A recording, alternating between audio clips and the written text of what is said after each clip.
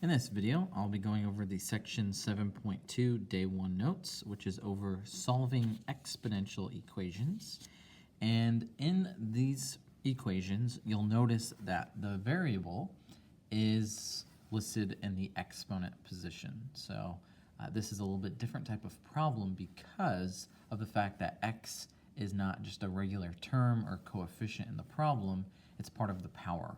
So in order to solve exponential equation, you're going to need to get bases to be the same on both sides. So your job for problem number 1 is to look at both of the bases first. If those bases are not the same, you need to take a moment to get them to be the same.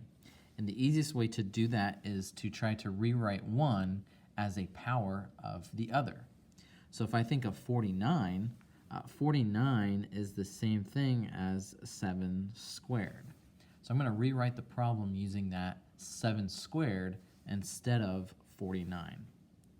So I'll keep the left side the same, but then what I'll do for the right side is write it like this. Now I'm going to write an additional step that you really don't need to write, but I just want to make this clear. So if I rearrange the 7 squared, right, we know that a power to a power means to multiply. So essentially what's happening here is I have the following. When I move that 2 out, because I'm using the power to a power rule, I have bases to be the same. Both of those bases are now 7. When the bases are the same, you can drop the bases entirely and just list out their powers. So take the powers and set them equal. You'll definitely want parentheses around 2x plus 1, so that way you know to distribute. So you will have 3x plus 4 is equal to 4x plus 2, and then you solve that for x, and you'll get 2. So if I plug a 2 into the original problem, right, so 3 times 2 is 6, 6 plus 4 is 10, so that's 7 to the 10th. And if I plug in a 2 here, 2 times 2 is 4, 4 plus 1 is 5. The question is, are these two things the same? And if you verify that in a calculator, you will find that that checks, right? So 7 to the 10th will be the same as 49 to the 5th. So x equals 2 is the only value that will get these two things to be the same. So get bases to be the same. So for problem number 2, I have a base of 1/3 and a base of 3. I'm actually going to change the 1/3 by using a negative exponent. So I'm going to say 3 to the negative first with the power of x plus 2 is equal to 3 to the x power.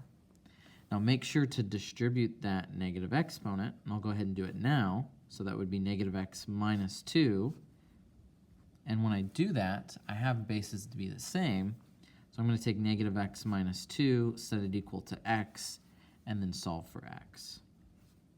X should be negative 1 here. And once again, you can plug that negative 1 in if you want to.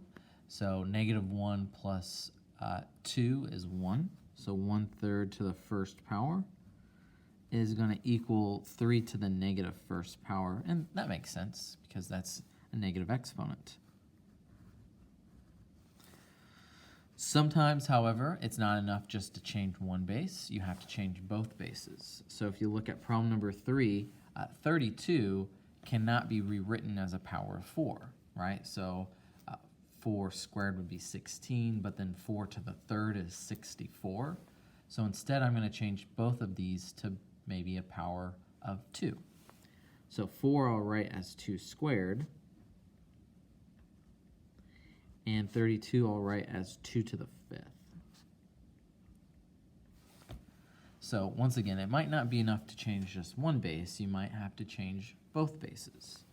So my powers would look like this. 2 times 6x plus 2 equals 5 times x minus 5. And then you're going to solve that for x, and you get this lovely number of negative 29 over 7. All right, and the last one that I have here, once again, I'm probably going to change both of the bases, and I'm going to use a base of 3. So 1 over 27 is 3 to the negative third. That is a negative exponent. But 243, that is 3 to the 5th, I believe. And then that has a power of 3x plus 4. So this would be negative 6x equals 15x plus 20. Please remember to distribute that. And then another lovely answer, x is going to equal, I believe, negative 20 over 21.